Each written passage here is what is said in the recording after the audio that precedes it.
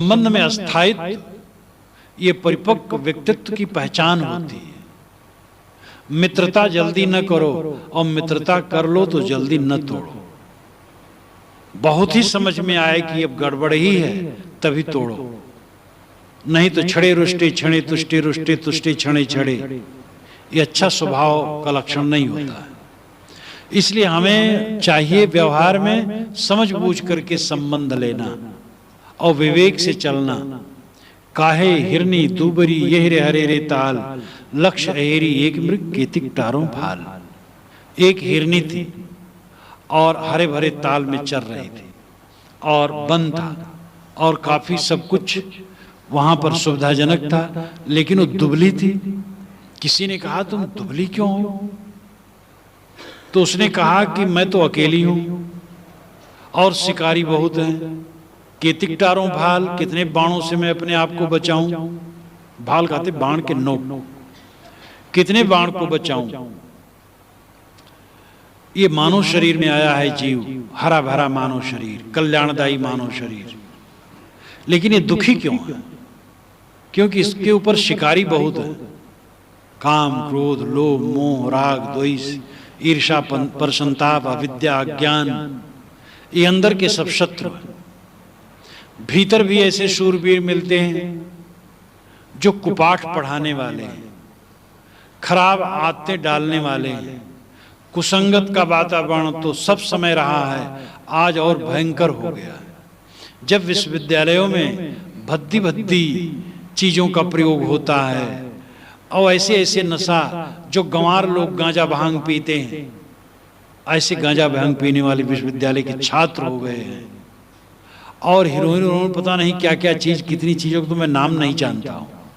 वो लोग बताते हैं कि कैसा कैसा भयंकर विष होता है और ऐसा ऐसा प्रयोग चल रहा है।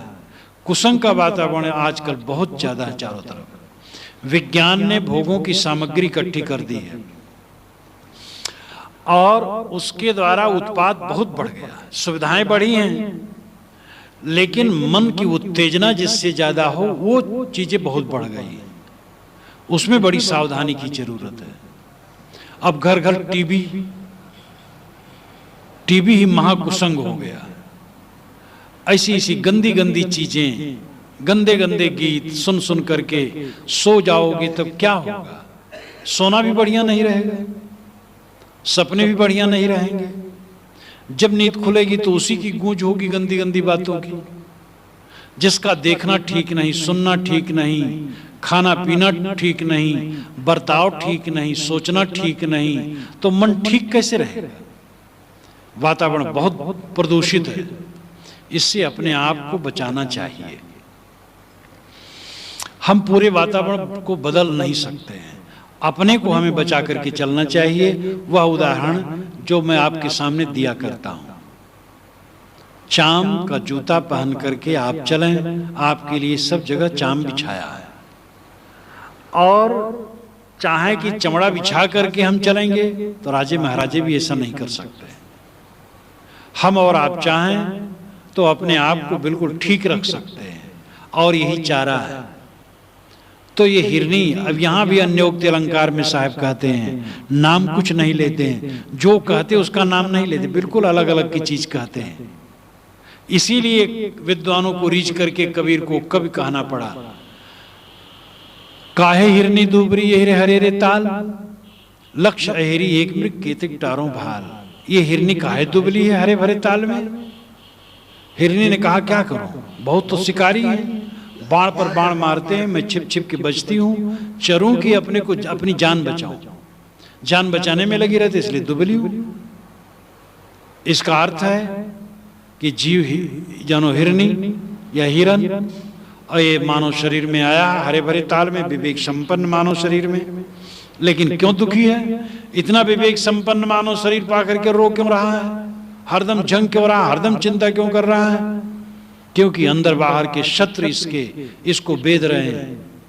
अज्ञान, अविद्या, दुर्गुण, दुर्व्यसन, कुसंग। इसलिए साधक को और हर इंसान को चाहिए कि अंदर के शत्रुओं से बचे और बाहर के कुसंग से अपने आप को बचाए।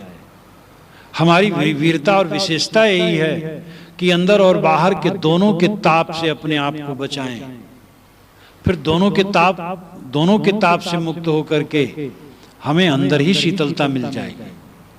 आप लोगों के सामने मैंने हंस पर कर्ण पर कुछ कहा और अंत में हिरनी का उदाहरण आया। साहब की वाणियों में हिरनी, हंस, पंडित, नाई, धोबी, कलवार, चमार और छत्री, वैश्य सब आता रहता है। वे प्रकृति की चीजों को और विराट संसार की चीजों को ले लेकर के अपनी कविता उन्होंने ऐसा ढंग से कहा है कि एक पंडित जी ने रीवा के तो एक पुस्तक ही उन्होंने लिख डाली इसी पर, किस प्रकार सांस्कृतिक अध्ययन कबीर का विशाल है। बहुत सारगर्भित पुस्तक उनकी है। यानी समाज का कोई अंग छूटता नहीं है जिसको साहब अपनी कविता में प्रयुक्त नहीं करते। यहाँ का सार आध्यात्मिक है कि आत्मा शुद्ध बुद्ध है, निर्मल है, ये अपने स्वरूप को न समझ करके दुखी है और इसकी विशेषता यही है कि अपने स्वरूप को समझे और मानसिक विकारों को दूर करे।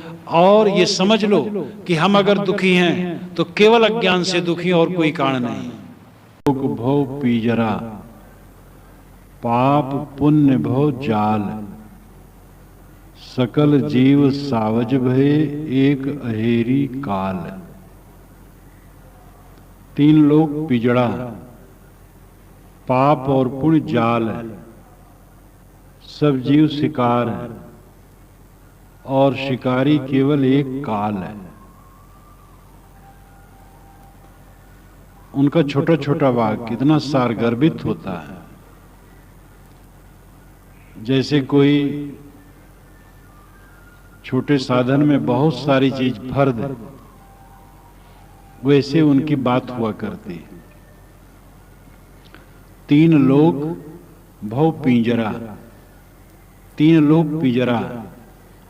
तीन लोग कहते हैं मध्य, ऊपर और नीचे। आदमी जहां हो वही मध्य है।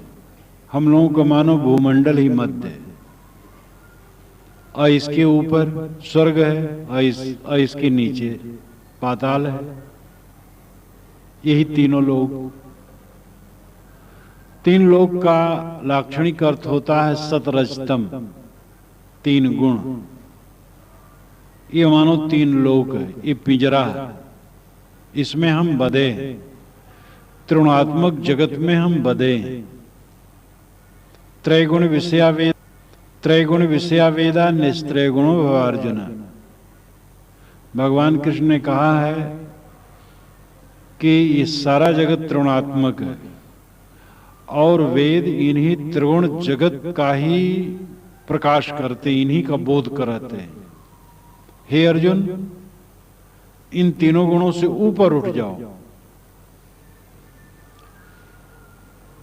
भौतिक जगत और मानसिक जगत दो जगत है। बाहर भौतिक जगत है, भीतर मानसिक जगत है और ये दोनों जगत त्रिगुणात्मक है। भौतिक जगत ठोस द्रव्यात्मक जगत है। मकान, दुकान, पेड़ पौधे, सारी चीजें, सारी निर्मित वस्तुएं और अनिर्मित वस्तुएं भी, जो कुछ प्रकृति का क्षेत्र है त्रिगुणात्मक है। जितनी क्रिया है रज है, पुष्टि सत है, क्षय तम है और ये तीनों गुणों की लीला सर्वत्र ब्रह्मांड पिंडांड में होती रहती है। सर्वत्र निर्माण होता है, पुष्टि होती है, क्षय होता है।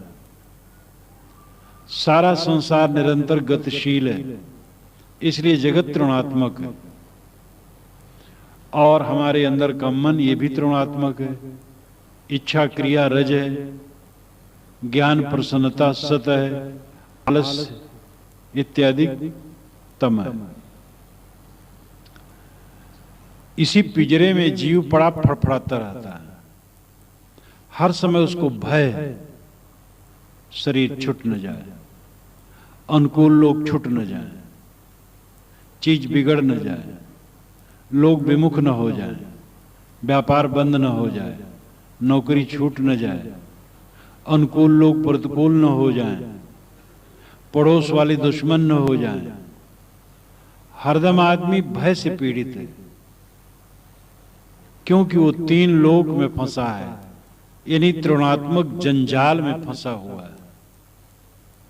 जैसे एक विशाल समुद्र हो, और समुद्र जो देखें वो जानते हैं, हा हा हरदम होता रहता है, लहरों पर लहर आती रहती है।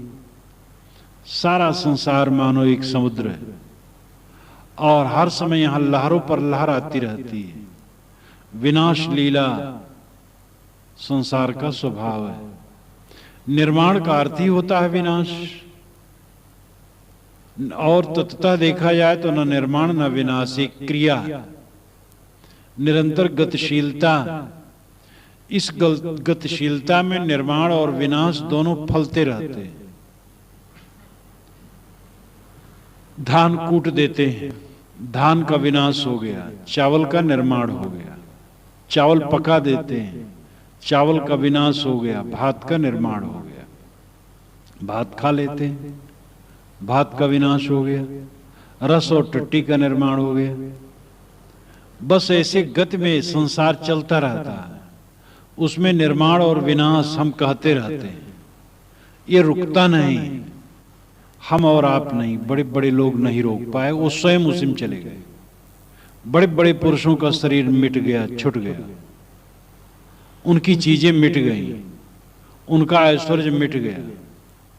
यहां कुछ स्थिर नहीं, हर समय एक भंवर है, और वो भंवर नाचता रहता है, संसार का भंवर। उसमें हम निरंतर उलझे रहते हैं। निर्भयता की जगह खोजते हैं, कहां निर्भयता है? मैंने आपसे कहा समुद्र हरहराता रहता है, लेकिन कल्पना कीजिए कि समुद्र के बीच में एक पर्वत है, ऊंचा, वो स्थिर है। लहरों पर लहर आए, समुद्र स्थिर है, पर्वत स्थिर है। इसी प्रकार आपकी आत्मा पर्वत के समान स्थिर है। पर्वत तो टूट जाए, लेकिन आपकी आत्मा टूटने वाली नहीं। आपका होना, आपकी सत्ता, आपका स्वरूप अखंड है, नित्य, शुद्ध, बुद्ध। और इसको आप इस प्रमाण से जान सकते हैं कि जब से आप जन्म लिए, आपके चारों तरफ परिवर्तन की लीला चलती है, लेकिन आप वही हैं।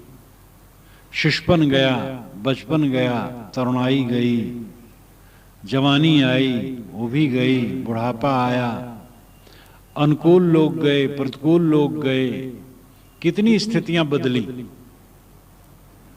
कल वाला दिन हमें आज सपने के समान लगता है। आज का दिन अगर जीवित रहेंगे तो कल सपने के समान लगेगा, और एक दिन ऐसा आएगा पूरी जिंदगी सुसुप्ति हो जाएगी, सपना भी नहीं लगेगा, सो जाएगी जिंदगी पूरी, खत्म। और इस प्रकार ये सब चलता रहता है। लेकिन आप देखें, जन्म से लेकर आज तक आप वही हैं। साक्षी, दृष्टा, मनता, बोधा। देखता है वो साक्षी है, मनता जो मनन करता है, बोधा जिसे ज्ञान होता है। आप स्थिर हैं, नित्य, और आपके चारों तरफ अनित्य। अनित्य वस्तुओं को पकड़ करके हम नित्यत्व चाहते हैं, अमरत्व चाहते हैं, दुनिया की वस्तुओं में तृप्ति चाहते हैं। यही भ्रांति। दुनिया में हम आए हैं दुनिया का उपयोग करना है। सबसे जरूरी तो है रोटी चाहिए, कपड़े चाहिए, रहने की जगह चाहिए।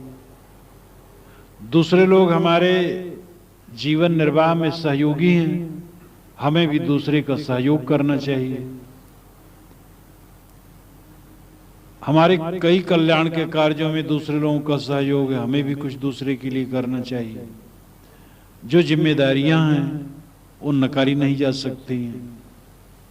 लेकिन सबसे बड़ी जिम्मेदारी क्या है? सबसे बड़ी जिम्मेदारी है जीवन में आत्मज्ञान और आत्मलाभ है, जिसका फल है नित्य तृप्ति, नित्य संतुष्टि, नित्य निर्भयता। हमारे जीवन में ऐसे दिन आने चाहिए जिसमें भय न हो, जिसमें अतृप्ति न हो, असंतोष न हो, अभाव न हो, निराशा न हो, कुंठा न हो, अभावग्रस्तता न हो, ऐसे दिन आने चाहिए। और ये दुनिया की चीजों को बटोर के होने वाला नहीं, महाभ्रांति है। पैसे खूब हो जाएं तब ऐसी दशा हो जाएगी। पैसे वाले तो और कुंठाग्रस्त हैं और अभावग्रस्त हैं। भंवर बिलंबे बाग में बहु फूलन की बास, ऐसे जीव बिलंबे विषय में अंतः चले निराश। भंवरे बाग में बहुत फूलों की सुगंधि में बिलम जाते, मोह जाते हैं। ऐसे जीव इस संसार में आकर के विषयों में बिलम जाते हैं और फल क्या होता है? अंतः चले निराश। संसार में मोहने का मतलब है निराशा। बच्चे में मोह, कुछ दिन के बाद निराशा तो हाथ लगनी ही है। बच्चा जैसे कोमल है, मधुर है, सुंदर है, वैसे नहीं रह जाएगा, रूखा हो जाएगा। शरीर ही नहीं, मन भी रूखा हो जाएगा, विपरीत भी हो सकता है।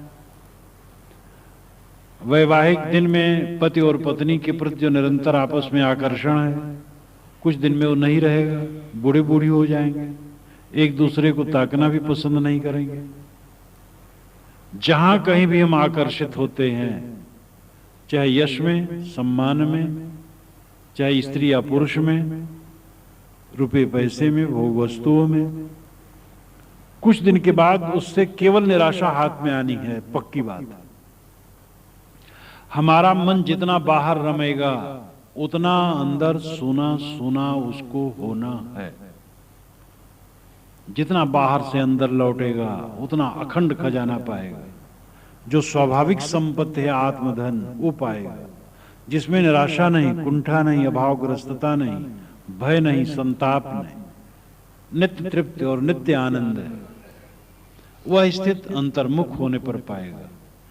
लेकिन अंतर्मुख होना बड़ा बंधन लगता है, बड़ा भय लगता है, बड़ा अटपटा लगता है, समझ में ही नहीं आता है। जहां समझ बने वैसी जगह लोग बैठना ही नहीं चाहते, वैसी पुस्तक पढ़ना नहीं चाहते। समुद्र के बीच में जैसे एक पर्वत हो, समुद्र तरंगायित है लेकिन पर्वत स्थिर है। इसी प्रकार ये चारों तरफ सब कुछ तरंगायित है, सब कुछ क्षणिक है। किसी चीज पर विश्वास नहीं किया जा सकता है। अभी है, कब तक रहेगा कुछ पता नहीं। प्यारे से प्यारे लोगों को घर में से निकाल करके बाहर ले जा करके आग में रख देना पड़ता है, मिट्टी में गाड़ देना पड़ता है, पानी में फेंक देना पड़ता है। ये मजबूरी हमारे और आप और पूरी दुनिया के लिए। यहां पर क्या स्थिर है? और इसलिए बाहर की चीजों में मन डुबा करके निर्भयता और शांति और तृप्ति कैसे हो सकती है? सब कुछ की क्षणभंगुरता निरंतर देखने वाला भयभीत नहीं होता। जो पहले से उसको जानता है, भय किस चीज का?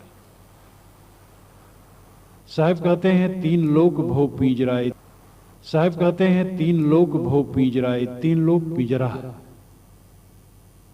इस सारा संसार एक पिंजड़ा, हम उसमें फंसे हुए हैं। सतरजतम, ये तीनों गुण पिंजरा। अब इसमें यह भी विचार करने की जरूरत है, तीनों गुणों की जरूरत है। त्रिगुणात्मक शरीर है, त्रिगुणात्मक विश्व है, त्रिगुण का उपयोग है, विवेक से जीना है। सतोगुण प्रशंसनीय है, ज्ञान और प्रसन्नता उसमें है।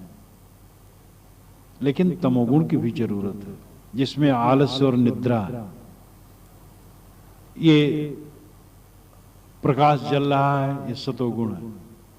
लेकिन सोने का समय होगा तो इसको बुझा देंगे, तमोगुण आ गया। और तमोगुण की जरूरत है।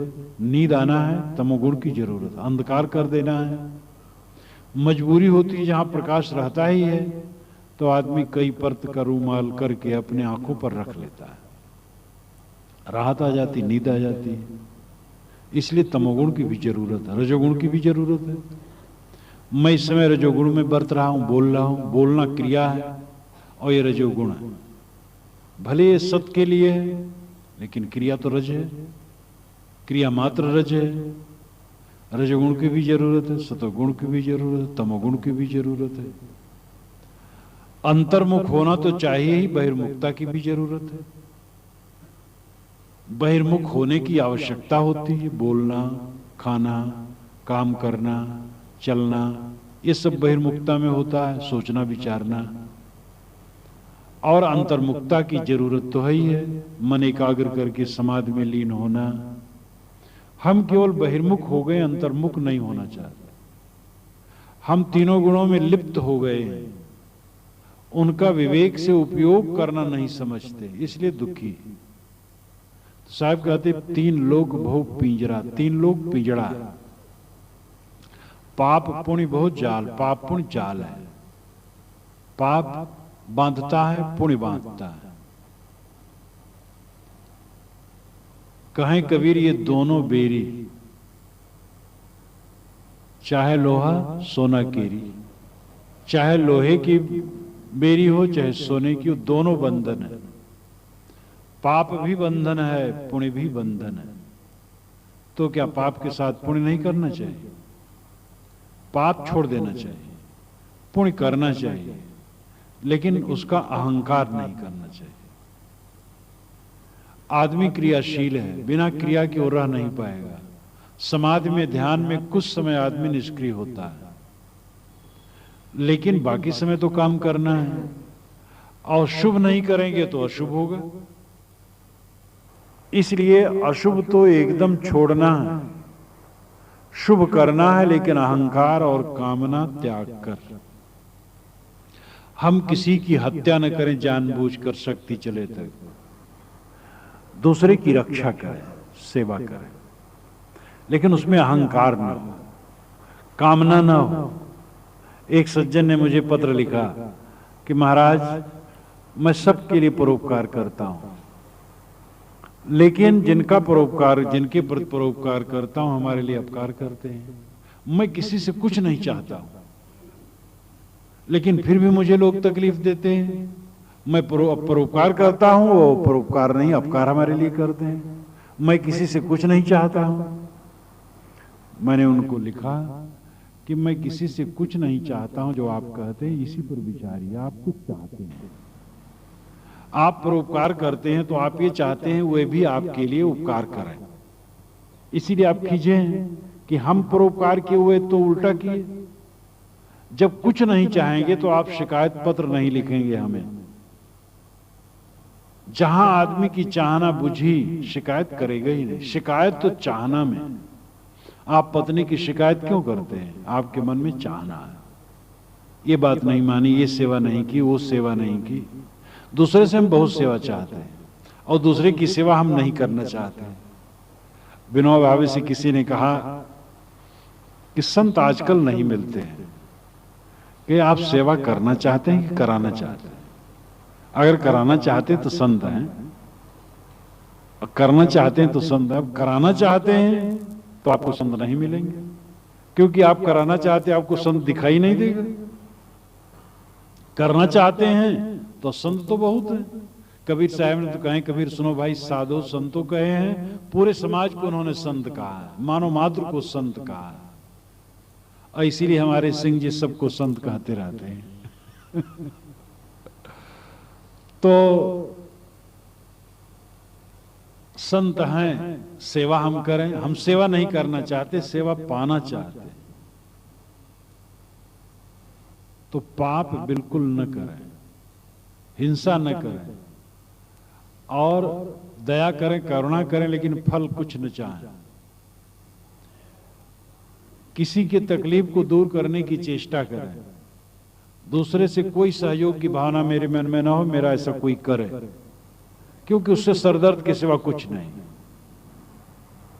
हम दूसरे के लिए कर दें लेकिन दूसरे से कुछ न चाहें, तब शिकायत हम नहीं करेंगे। लेकिन हम थोड़ा करते हैं, वो अपने को बहुत परोपकारी घोषित करते हैं। जो लोग कहते हैं हम तो सबके लिए परोपकार करते हैं, उपकार करते हैं, वो लोग हमारा नहीं करते। वे करते वरते कुछ नहीं, खाली बात की बात है। जो परोपकार करेगा उससे कोई पूछे तो कहे मैं क्या परोपकार करता हूं। जो जितना सेवक होगा उतना वो समझेगा मैं क्या सेवा कर सकता हूं। गुण जितने स्वाभाविक होते जाते हैं उतने सहज होते जाते हैं। तो पाप तो करना ही नहीं, पुण्य करना है, लेकिन उसका अहंकार नहीं, उसकी कामना नहीं, उसके फल के लिए कोई कामना नहीं, निष्काम। तो आदमी को पाप छूट जाने से तो बांध नहीं पाए, क्योंकि है ही नहीं वो। और पुण्य के प्रति अहंकार कामना न होने की वजह से वो भी बांध नहीं पाएगा। बांधती हमारी कामना। तो पाप पुण्य बहुत जाल, सकल जीव सावज भय। सावज, हम लोग सावज है। सावज शिकार, और एक हेरी काल, काल शिकारी है। काल के दो अर्थ है, एक समय काल है और एक अविवेकी मन काल है। समय काल सबको छीन करता है और सब धीरे धीरे आखिरत की तरफ जा रहे हैं। वो कोई बुरा नहीं है। आदमी जितना ज्ञान की तरफ बढ़ता है मौत उसको प्यारी लगती है। देहाभिमान में जितना डूबा है मौत उसको भयदायक है। आत्मज्ञान में जितना लीन होता है मृत्यु उसके लिए प्रियकर है। पूर्ण आत्मज्ञान में लीन पुरुष मृत्यु की प्रतीक्षा करते हैं, मृत्यु को प्रिय मानते हैं। उन्हें मरना जीना कुछ नहीं। वे तो ऐसी स्थिति में स्थित है जो नित्य है। आत्मा नित्य है, वही मैं हूं। साहब ने कहा राम मरे तो हम भी मरेंगे। जब राम नहीं मरते हम कैसे मरेंगे? तो वो राम आत्मा को मानते हैं। और वो ऋषि मुनि सब यही कहते हैं। सबके दिल में जो बैठा है राम, वो नित्य शुद्ध बुद्ध है, वही आपका आपा है। वो मरता नहीं। वाणी से कहने और सुनने से तो ऐसा बोध नहीं होता है, लेकिन जब ऐसी रहनी जीवन में आने लगती है और ऐसी रहनी जब पक्की हो जाती है, मरना वरना कुछ नहीं लगता। निर्भयता आ जाती है, तृप्ति आ जाती है। तो मृत्यु तो कोई दुखद नहीं, और मृत्यु तो पक्की बात है। जन्मा है आदमी, मरेगा, चाहे कितना ही वो रजोगुणी हो, मार पैसा बटोरे हो, मार सब में बड़ा मोही हो, तो क्या करेगा? काल छोड़ थोड़े देगा। वो तो जाना है, उससे कोई नुकसान नहीं। लेकिन जो अज्ञान मन है, मन का अज्ञान है, मलिन मन है, ये जो काल है, ये हमारे लिए दुखदाई है। इस काल को जीतना है। यही काल हमें भटकाता है, जो मन का अज्ञान है। हम बैठे हैं और हमारा मन हमें कहां घसीट ले गया, ये हमें देखना चाहिए। अखंड भजन जब होगा तब काम बनेगा। अब अखंड भजन यही है, सब समय मन को देखो। आप बिस्तर पर बैठे हो, मन कहां? आप लेटे हो, मन कहां? पूजा में बैठे हो, लेकिन मन कहां है? जहां मन है वहीं आप हैं। जो मन की दशा है वही आपकी दशा है। मन की दशा दिव्य होनी चाहिए। मन में उलझ करके लोग बहुत पीड़ित हैं, चिंतित हैं, हरदम परेशान हैं। और जिनका मन और कमजोर होता हो तो और दुखी हो जाते हैं। घात प्रतिघात जीवन में निरंतर लगते। घात प्रतिघात से कोई बच नहीं सकता है। दुनिया के महापुरुषों का जीवन देखो, कितने घात प्रतिघात सहे। जो घात प्रतिघात में कभी चोट नहीं खाता, व्याकुल नहीं होता, पीड़ित नहीं होता, अडिग रहता है, वह संसार में कुछ करता है और वही कुछ होता है। नदियों में पत्थर टूट टूट के गिरते हैं, रास्ते में टकराते हैं, टकराते टकराते वे इतने चिकने हो जाते हैं कि भावुक लोग उनको भगवान मान करके पूजने लगते हैं। जो टकराएगा नहीं, चिकना नहीं होगा। प्रतिकूलता आए बिना जीवन निखर नहीं सकता है। हमारा मन ऐसा दृढ़ होना चाहिए, कभी हम व्याकुल न हो, प्राणियों की रागद्वेष करने से व्याकुल न हो, परिस्थितियों की विषमता से व्याकुल न हो, शरीर में रोग व्याधि लगने से व्याकुल न हो, किसी स्थिति में व्याकुल न हो। ये सब मरा हुआ रहता है। जिसमें हम व्याकुल होते वो मानो मरा हुआ है, समझ नहीं पाते हैं। आज का दिन समाप्त हो जाएगा, मर जाएगा। हमारी जिंदगी का इतना हिस्सा मर गया। अब आप ख्याल कीजिए, आप जब 5 वर्ष के थे, 10 वर्ष के थे, 15 वर्ष के थे, 20 वर्ष के थे, 25, 30, 35, 40, तब जो दृश्य था आज क्या वो सब मरा है, बेमतलब का है, बिल्कुल निष्प्रयोजन है। जब जिन जिन स्थितियों में रह करके आप बहुत उलझ गए थे, आज ख्याल कीजिए तो अपने पर हंसी आएगी। बेकार की उलझन थी, कुछ तो उसमें नहीं था। जिसको आपने बहुत मान करके सिर फोड़ा था अपना, वो 2 कौड़ी का भी आज नहीं लगता है। ऐसे पूरी जिंदगी इसी तरह हो जाएगी। तो यहां शोक और मोह क्या है? विवेक ज्ञान जिसको उदय हो जाता, शोक मोह कहां है? ये तो अविवेकी होने के कारण हम लोग दुखी हैं। हमारी दृष्टि सदैव 5 विषयों में लगी रहती है। शब्द, स्पर्श, रूप, रस, गंध, प्राणी और पदार्थ, धन दौलत, शरीर, इन्हीं में हमारी चित्तवृत्ति घूमती रहती है। इसलिए हरदम हर शोक में हम डूबे रहते हैं। इससे ऊपर उठे, आत्मा में पहुंचे, आत्मलीन हो, तो हमारे शोक मोह जाएं। तो इसलिए जो काल है वो मन का ज्ञान है। वो काल शिकारी है, वो हमारा शिकार करता है।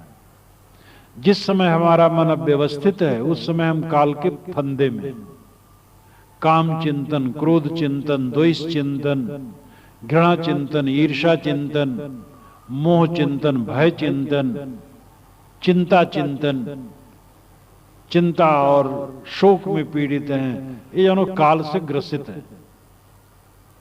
जब ये सब कुछ न हो, निर्मल चित्त हो, तब जानो काल से मुक्त। हर व्यक्ति को अपने काल को देखना चाहिए। हमारे अंदर में काल की प्रक्रिया, कल काठी कालू गुना जतन जतन घुन खाए, काया मध्य काल वसत है मर्म न काहू पाए। साहब कहते हैं शरीर कल मानो लकड़ी की है, कल काठी कालू गुना, ये कलहपूर्ण कमजोर काठी, काठ की बनी हुई, और उसमें कालू राम घुन बन करके लग गए। कालू घुना, ये काल का घुन लगा है जो निरंतर जतन जतन घुन खाए, जतन जतन धीरे धीरे करके वो खा रहा। काया मध्य काल वसत है मरम न काहू पाए। तो एक तो शरीर को जीर्ण कर रहा, मैंने आपसे निवेदन किया कि उसमें कुछ नुकसान नहीं है। शरीर का जीर्ण होना बढ़िया है। शरीर जीर्ण हो, हमारा मन जीर्ण हो। शरीर पके, मन पके। शरीर ढीला हो, मन ढीला हो दुनिया से। शरीर शिथिल हो, मन शिथिल हो, ध्यान में चला जाए, एकाग्र हो जाए। जितना जितना शरीर के समय बीते, उतना उतना हमारा मन पक्का होता जाए, संसार का राग रंग छोड़ता जाए, स्थिरता प्राप्त करता जाए। फिर क्या पूछना, जिंदगी यही तो जिंदगी है। असली जिंदगी है हमारा मन निरंतर पक्का होता जाए, विवेक में, ज्ञान में अनासक्त होता जाए। जो झीक है मन की, झीक शिकायत समाप्त होती जाए, तृप्ति होती जाए, ये सफलता है। तो शरीर में जो कालो गुण लगा है कोई हर्ज नहीं, लेकिन जो मन में काल का गुण लगा है, काम क्रोध लोभ मोह, ये दुखदाई है। इसको जीतने की जरूरत है। तो 3 लोक भव पीजरा, पाप पुण्य भव जाल, सकल जीव सावज भय एक हेरी काल। एक दोहा साहब का, ये एक साखी है, पूरा ज्ञान है, वैराग्य है, और कल्याण के लिए काफी हम सोच सकें तो लोभे जन्म गमाइया, पापे खाया पून, शादी सो आधी कहे तापर मेरा खून। लोभे जन्म गमाइया, साहब कहते तुमने लोभ में जन्म गंवा दिया। पापे खाया पुण्य, पाप ने पुण्य को खा लिया। पाप क्या है? एक नवयुवक ब्राह्मण का लड़का काशी पढ़ने गया, व्याकरणाचार्य हो गया, वेदांताचार्य हो गया, कई विषय में आचार्य कर लिया। वो घर आया, शादी हुई। पत्नी प्रथम दिन जब मिली उसको एकांत में, उसने कहा कि आपकी शिक्षा पूरी होगी? कहाँ पूरी हो गई? कहे पाप का बाप क्या है? ये तो नहीं जानता। कहे तब क्या शिक्षा पूरी है? पाप का बाप क्या है इतने नहीं जानते, तुम्हारी शिक्षा पूरी क्या है? तुम्हारी शिक्षा पूरी अभी नहीं हुई, बताओ पाप का बाप क्या है? उनको बड़ा धक्का लगा। व्याकरणाचार्य, वेदांताचार्य, कई विषय के आचार्य, और ये स्त्री अनपढ़। पहले लड़कियां कहां पढ़ती थी? बस वही माता पिता अथवा पति कुछ सिखा देते थे अक्षर अक्षर संबरान घरानों में। ये अनपढ़ स्त्री मुझे परास्त कर दी। वो कहे मैं फिर काशी जाऊंगा, ये पढ़ूंगा कि पाप का बाप क्या है। काशी आए, पहुंचे जाकर के। जहां वे रहा करते थे पास में एक वेश्या का मकान था। पंडित जी पवित्र आचरण के थे, वेश्या से कोई मतलब नहीं था, लेकिन वेश्या पहचानते थे। उसने कहा महाराज आप गए थे, लौट आए? कहे हाँ भाई, मैं तो हार गया अपनी पत्नी से। कहे क्या बात है? तो बताए। कहे महाराज मैं बता दूंगी, आप इसकी चिंता क्यों करते? अपने कक्ष में उसने आसन दिया, बैठे, जलपान थाली में लाई, उसके साथ 10 असरफियां लाई। अब पंडित जी वेश्या के हाथ का जलपान तो नहीं कर सकते थे, लेकिन साथ में 10 असरफियां हैं। जलपान नहीं करेंगे तो सरफी लेने कोई अधिकारी नहीं, तो ताकते ही इधर उधर, कोई है तो नहीं, जलपान में क्या लगा है? जलपान तो एक पवित्र चीज है। फिर मन में होता है लेकिन मैं कर्मकांडी पंडित हूं, उचित नहीं है। मन समझाता है उचित अनुचित तो तुम्हारा मन है। जब चीज अच्छी है, कोई मदिरा मांस तो है नहीं, तो क्या हर्ज? और फिर उसके साथ असरफियां हैं। इतनी असरफियां कहां मिलती हैं? उन्होंने इधर उधर ताका और कहा जरा फाटक लगा दो। फाटक लगा दिए, जलपान कर लिए। उसने कहा महाराज बैठिए, मैं भोजन बनाती हूँ। भोजन बनाई, 2 घंटे के बाद थाली भोजन खिलाई। अब चक्कर पड़ा, और उसके साथ साथ 20 असरफियां। अब दाल भात रोटी सब्जी। अब जलपान में तो फल मीठा कुछ भी रहा होगा, दाल भात खाना तो बहुत मुश्किल। पहले पक्की चलती थी, कच्ची नहीं चलती थी। जब कहीं ब्राह्मण लोग भी जब एक भोज में पहुंचते थे तो तिवारी, पौड़े, चौबे, शुक्ल, मिश्र, पूरी बनी हो, कोई मिश्र तिवारी कोई बनाया हो, सब खा लेते थे। अब भात का जब प्रसंग आता था तो वो नहीं चलता था, तो सबकी हंडी अलग अलग चढ़ती थी। तो भाई पक्का हो तो चल जाए, कच्चा कैसे चले? दाल भात रोटी सब्जी। लेकिन वो मन को समझाते हैं आखिर दाल भात रोटी सब्जी तो पवित्र चीज है, साथ साथ 20 असरफियां हैं, क्या बुरा है?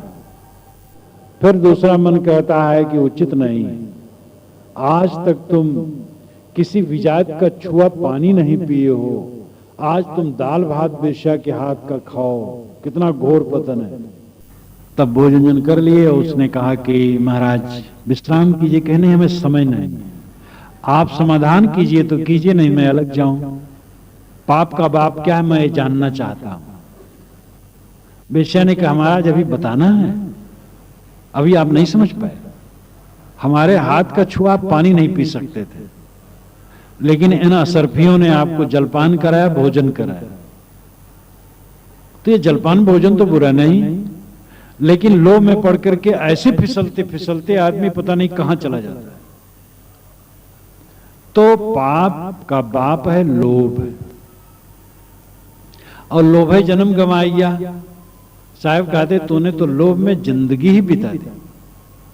लोभ में हम हरदम पड़े रहते हैं, किसी चीज का लोभ हमें फंसाता रहता है। लोभ से बचें। आवश्यकताएं हैं, आवश्यक साहब कहते तूने तो लोभ में जिंदगी ही बिता दी। लोभ में हम हरदम पड़े रहते हैं, किसी चीज का लोभ हमें फंसाता रहता है। लोभ से बचें। आवश्यकताएं हैं, आवश्यकताओं की पूर्ति चाहिए, लेकिन लोभ, परिश्रम करना, धन कमाना, संग्रह करना, खर्च करना, ये लोभ नहीं। लोभ तो वह है कि जो दूसरे की चीज है, नाजायज है, हम चाहते मिल जाए, अथवा हमारी ही चीज है और विवेक पूर्वक उसका उपयोग नहीं करते हैं, केवल बटोरते हैं, तो ये लोभ है। कमाएं अथवा दूसरे की दी हुई चीज हो, विवेक पूर्वक कमाया हो, दूसरे की दी हुई चीज हो, उसका सही उपयोग करते रहे। संग्रह होना चाहिए खर्च के लिए, संग्रह के लिए संग्रह नहीं। साहब कहते लोभे जन्म गमाइया, अय मनुष्य तूने लोभ में जन्म गंवा दिया। पापे खाया पुण्य, पाप ने पुण्य को खा लिया।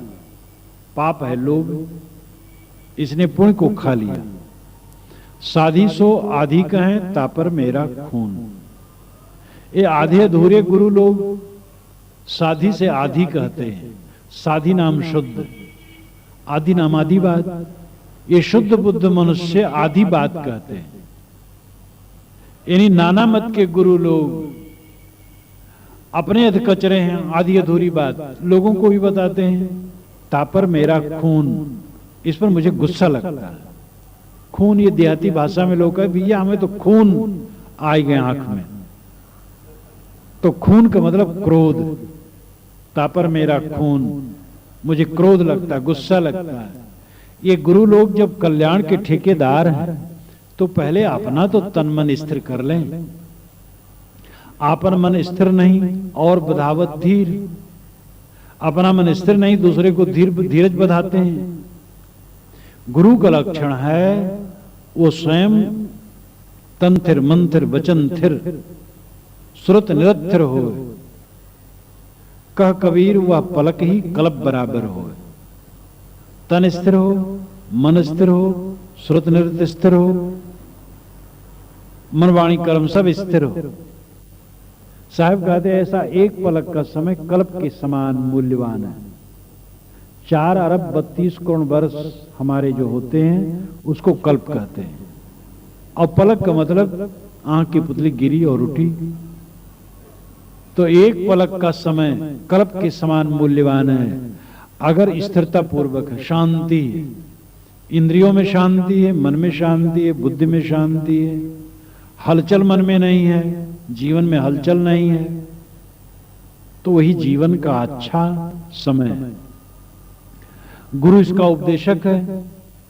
गुरु ही चंचल है, गुरु ही असंतुष्ट है, गुरु ही अबोध में है, तब फिर वो दूसरे को क्या प्रकाश देगा। इसलिए शास्त्रों में लिखा है कि गुरु बनना नरक का द्वार है। इसका अर्थ यही है कि अध कचरा अपना और गुरु बन गए। स्वयं तो उस दशा को पाए नहीं, वो गुरु बन गए तो नरक का द्वार है। अहंता ममता दुनिया की भर जाएगी मन में, केवल सेवा कराने की भावना, सम्मान पाने की भावना, और अपने आत्मा में स्थित नहीं, अपना कुछ नहीं, और गुरु बन गए। इसलिए गुरु बनना बहुत खतरनाक है। गुरु न बने। गुरु को भी चाहिए माने कि मैं भी एक सेवक हूं, समाज का सेवक हूं, समाज की सेवा कर रहा हूं। अपने को गुरु मान करके नहीं प्रस्तुत करना चाहिए, अपने को सेवक मान करके प्रस्तुत करना चाहिए। खास बात है कि तृप्ति का प्रकाश हमें वहीं मिल सकता है जहां तृप्ति हो। जो आदमी स्वयं उलझा है, दूसरे का समाधान क्या करेगा। जो स्वयं संतुलित है, जो स्वयं कभी विचलित नहीं होता है, वही तो उसी का आदर्श तो अच्छा होगा। वाणी से समाधान नहीं है, जीवन से समाधान हो। वाणी से समाधान तो कोई भी कर सकता है, जब किसी कोई मर जाता है तो दूसरे लोग समझाने आते हैं, समझाने आते हैं वो लोग सब मोही होते हैं, लेकिन वहां तटस्थ होते हैं क्योंकि उनके घर की वो बात नहीं रहती, इसलिए वो समझाते हैं। और उनके घर में जब ये घटना घट जाती है तो माथा कूट कूट करके रोते हैं। तो समझाना तो सरल है, लेकिन एक आदर्श हमारे सामने होना चाहिए। काम, क्रोध, लोभ, मोह में नहीं पड़ना चाहिए। जीवन हमारा शांत संतुलित होना चाहिए। ऐसी बात कोई भी कह सकता है, और ऐसी बात कहने वाले स्वयं उलझे हैं, काम, क्रोध, लोभ, मोह में पड़े हैं, तब आम लोगों को लगता है ये कहने केवल रस्म है। ऐसा कहा जा सकता है लेकिन रहा नहीं जा सकता है। लेकिन जब हम ऐसा भी देखते हैं कि ऐसे लोग भी हैं जो काम, क्रोध, लोभ, मोह से ऊपर हैं, जो संतुलित हैं, शांत हैं, तब लगता है कि जो कही जाती है बात उसका आचरण भी होता है। इसलिए ज्ञान की मुख्य प्रेरणा वहां हमें मिलती है जो आचारवान संत है, चरित्रनिष्ठ संत है। इसलिए गुरुत्व, गुरु शब्द ही गंभीर है। गुरुत्वाकर्षण शक्ति पृथ्वी की, गुरुत्व का मतलब गरिष्ठता, गंभीरता, जिसमें विचलन न हो, जिसमें विकार न हो, जिसके मन वाणी कर्मों में विकार न हो, वो गुरु। एक रूप गुरु साधु का, दूजा काल को फन, असरण शरण दयाल गुरु साधु सदा स्वच्छन। रामराज साहब नाम के एक महान संत हो गए, उनकी पंचग्रंथी बड़ी पुस्तक है, उसका ये पद है, एक रूप गुरु साधु का। गुरु और साधु का एक रूप है। दूजा काल को फन, गुरु साधु से अलग कल्पना करना, काल नाम कल्पना, कल्याण का रास्ता कहीं खोजना, कहीं मिलेगा नहीं। रास्ता दिखाने वाले संत हैं, गुरु। अब संत और गुरु में भेद क्या है? असरण शरण दयालु गुरु। गुरु दयालु होते हैं, असरण को शरण देते हैं, और साधु सदा स्वच्छंद, और साधु सदा स्वच्छंद रहते हैं, वो शरण देने के झंझट में नहीं पड़ते। शरण दे करके माथा कुटुबल कौन करे? यानी साधु स्वच्छंद होता है, वो अपने साधना में रमता है, बस किसी को चेला चाटी नहीं बनाता। लेकिन असरण शरण दयालु गुरु, गुरु असरण को शरण देते हैं, दयालु होते हैं, जिम्मेदारी लेते हैं। अब ऐसी जिम्मेदारी कोई ले और अपने खस्ता हाल में रहे तो क्या जिम्मेदारी लेगा? जैसे आप लोग अपने लड़कों से झीकते रहते हैं, तैसे गुरु लोग प्राय अपने चेलों से झीकते रहते हैं। आप लोग शिकायत करते रहते लड़के कहे में नहीं, गुरु लोग भी प्राय शिकायत करते रहते चेले कहे में नहीं, तो दोनों बराबर हैं। शिकायत जिसके दिल से दूर हो जाए वो सच्चा गुरु है, वो सच्चा इंसान है। तो साहब कहते हैं कि ये साधी सो आधि कहें, साधी शुद्ध बुद्ध, आत्मा शुद्ध बुद्ध है, मनुष्य का मौलिक स्वरूप शुद्ध बुद्ध है। और ये गुरु लोगों को चाहिए कि उसके शुद्धत्व का प्रकाशन करें, लेकिन ये आधी अधूरी बात करते हैं। तापर मेरा खून, मुझे तो गुस्सा लगता है इन पर। ये कल गुरु बड़े परपंची, डार ठगौरी सब जग मारा। उन्होंने कहा कलकार के गुरु बड़े प्रपंची हो गए। गुरु का जो काम है न करके स्वयं भटक रहे हैं, दूसरे को भटका रहे हैं। जो लोग कहते हैं कबीर साहब ने पंडितों को लताड़ा, अब देखो यहां गुरु को लताड़ रहे हैं। साहब तो ऐसे थे कि सबको कहते थे, और कोई भी आलोचक, कोई भी विचारक चतुर्दश दृष्टि रखेगा ही, लेकिन सही पंडित को, सही गुरु को, गुरु की तो साहब ने बड़ी वंदना की है। और कबीर साहब ने गुरु तो ईश्वर से भी बड़ा माना। गुरु गोविंद दोनों खड़े, काके लागू पाए, बलिहारी गुरु आपने गोविंद दियो लिखा है। तो गुरु की तो बहुत बड़ी प्रशंसा वो करते हैं, लेकिन गुरु नाम में गड़बड़ झाला चलना ही ठीक नहीं। पंडित का भी बहुत बड़ा आदर करते हैं। कहें कबीर हम जात पुकारा, पंडित होए सो ले बिचारा। बेर एक त्रिभुवन लिपटानी, बांधे ते छूटे नहीं ज्ञानी। कहें कबीर हम जात पुकारा, पंडित हुए सो ले बिचारा। एक लता है बेली, बेली एक त्रिभुवन लिपटानी। एक लता है जो त्रिभुवन में लिपटी। वो कौन सी लता है? ऐषणा, पुत्र ऐषणा, वित्त ऐषणा, लोक ऐषणा। उपनिषद में 3 ऐषणाएं बताई गई, इच्छाएं। पुत्र की इच्छा, पुत्र की इच्छा में पत्नी अपत की इच्छा पहले निहित है। वित्त ऐषणा, धन की इच्छा। लोक ऐषणा, पद प्रतिष्ठा यश कीर्ति की इच्छा। ये 3 ऐषणाएं जो लता। साहब कहते हैं बेल एक त्रिभुवन लिपटानी। यह ऐषणा की एक लता है जो त्रिभुवन में लिपटी है, सब जीवों में लिपटी है। बांधे ते छूटे नहीं ज्ञानी। ज्ञानी लोग भी इसमें बंधे छूट नहीं रहे, बहुत जानते हैं लेकिन ऐषणा को नहीं छोड़ पाते। कहें कबीर हम जात पुकारा। साहब कहते मैं पुकारे जा रहा हूं। जाने के बाद साहब बहुत कहते हैं, यानी रुक नहीं रहे हो, कह रहे हो चल दे रहे। तो कहें कबीर हम जात पुकारा, पंडित हो सो ले विचारा। मेरी बातों को वो समझेगा जो पंडित होगा। तो पंडितों का वे आदर करते हैं, गुरु का आदर करते हैं, संत का आदर करते हैं, लेकिन जहां जरूरत होती है कहते हैं। 5 तत्व का पूतरा युक्त रची मैं कीव। मैं तो ही पूछो पंडिता शब्द बड़ा की जीव। 5 तत्व का पुतला ये शरीर है। युक्त रची मैं कीव, युक्त पूर्वक ये शरीर रचा हुआ है। किसके द्वारा? मैं कीव, मैं तत्व। सबके अंदर में मैं तत्व है। मैं का एक भंवर है जिसके इर्द गिर्द हम निरंतर घूमते रहते। मैं खाता हूं, मैं आता हूं, मैं जाता हूं, मैं काम करूंगा, मैं काम न करूंगा। वो जो मैं है वो क्या है? वह मैं तत्व अहंकार भी है, मैं तत्व परमार्थ भी है। देह और नाम रूप को लेकर के जितना मैं है वो अहंकार है, लेकिन शुद्ध आत्मा का भाव लेकर के जो मैं है वो परमार्थ है। यहां शुद्ध आत्मा का भाव है, शुद्ध चैतन्य का भाव है। युक्त रची मैं कीव। ये जो मैं तत्व है आत्म तत्व है। आत्म तत्व के उपस्थित में ही शरीर की रचना होती है। सारा ज्ञान विज्ञान का विकास आत्मा से होता है। वेदों का वेद आत्मा है। उपनिषद में बात आती है, आत्मा के स्वर हैं ये चारों वेद। सांस प्रश्वास जैसे मनुष्य लेता है, उसी प्रकार ये आत्मा के स्वर हैं चारों वेद, समस्त वेदांग।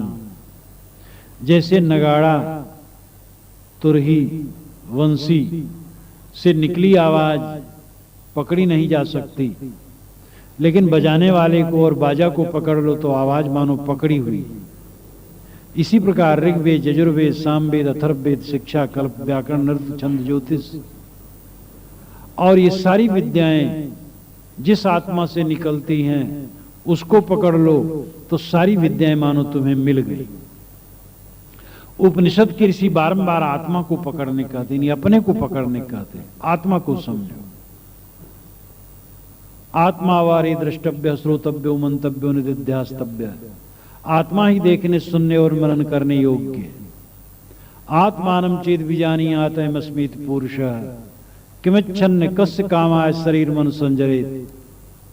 जब इस आत्मा को जान लिया कि यही चेतन पुरुष, यही मेरा स्वरूप है, किमिच्छन्न कस्य कामाय शरीर मन संजरे, फिर किस इच्छा से और किस कामना से ये शरीर के अहंकार के बुखार को चढ़ा करके इसके पीछे पीछे घूमेगा।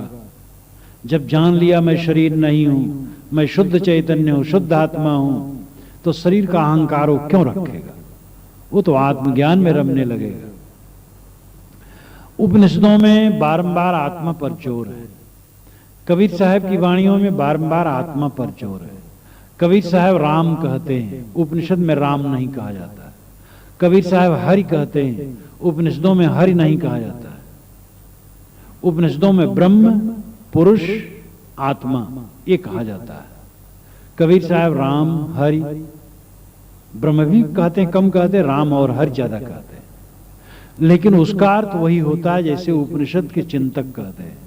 वो पुरुष, वो आत्मा, वही राम है, वही हरि है, वही आपका आपा है और वह श्रेष्ठ तत्व है।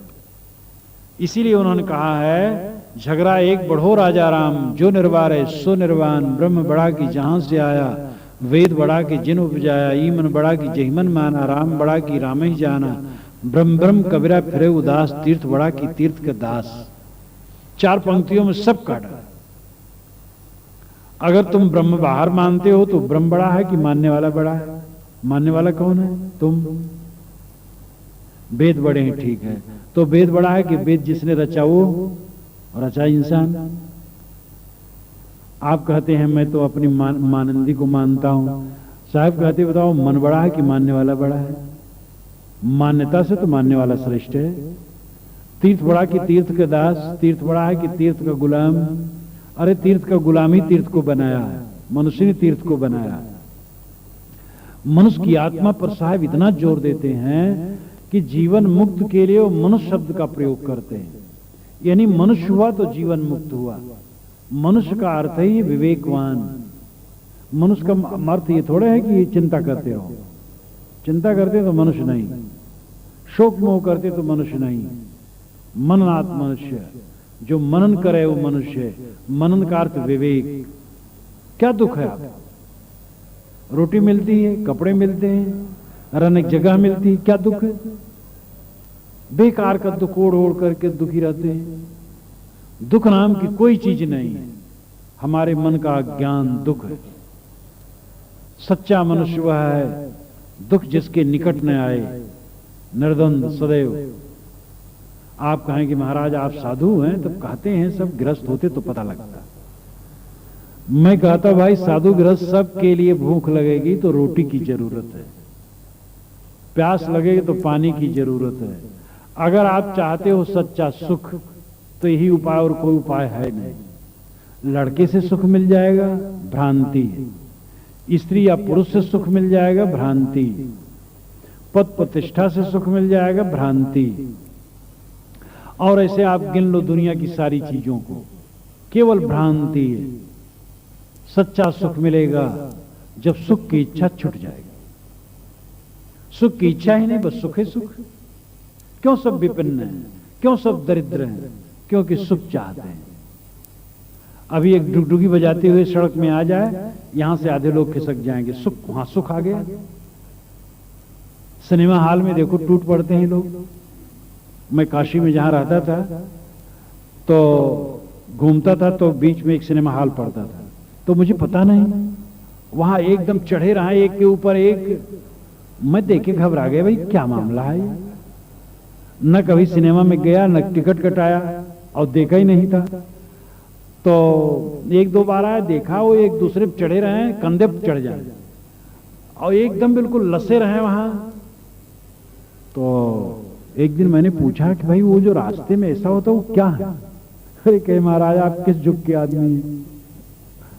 वो सिनेमा हॉल है, वो टिकट के लिए सब दुर्दशा है। तो सुख, कहीं सुख आ जाए देखो, लोग टूट पड़े, क्योंकि सब दरिद्र हैं सुख के। सुख है ही नहीं बेचारों के पास, दरिद्र हैं सब। सुख का एक पिंड कहीं आ जाए देखो, सब टूट पड़े। लेकिन जिसको हम सुख का पिंड समझते हो, सुख नहीं, भ्रांति है मन का। लड़का पैदा हो जाए, क्या पूछना, महासुख आ गया। लेकिन लड़के वालों से पूछ लो, जो जवान लड़के जिनके हैं और बहू बेटे सब हो गए, उनसे पूछ लो सुख, जवान बच्चों का सुख। और भी जो जो सुख आप जिसके लिए आकर्षित हैं, उन सुखों के प्राप्त लोगों से पूछ लो सुख। तो सुख की दरिद्रता, सुख को न चाहो, बस सुख सुख। और कितना सबस है, कितना स्वतंत्र है, कितनी अचल संपत्ति है। चाह गई चिंता मिटी, मनुआ पे परवाह, जिनको कुछ नहीं चाहिए सोई शहंशाह। फिर आप वही कहेंगे तो साधुक बात है। गृहस्थ के लिए भी पक्की सड़क चाहिए। आप ये नहीं कहते नहीं भाई ये पक्की सड़क है तो ये साधु इस पर चलेंगे, हम तो काटा खाएं कूदेंगे। आप भी पक्की सड़क पर चलते हैं। सबको रास्ता एक है, दो नहीं। अगर सुख चाहते हैं तो सुख के लिए दुनिया में भटके ना, और भटकना छोड़ दें, बस महासुख। बीड़ी आप नहीं पीते, बीड़ी के लिए महासुख। शराब नहीं पीते, शराब के लिए महासुख। जिसमें आदत बन गई, महादुख। जहां सुख खोजो महादुख, सुख जहां न खोजो महासुख।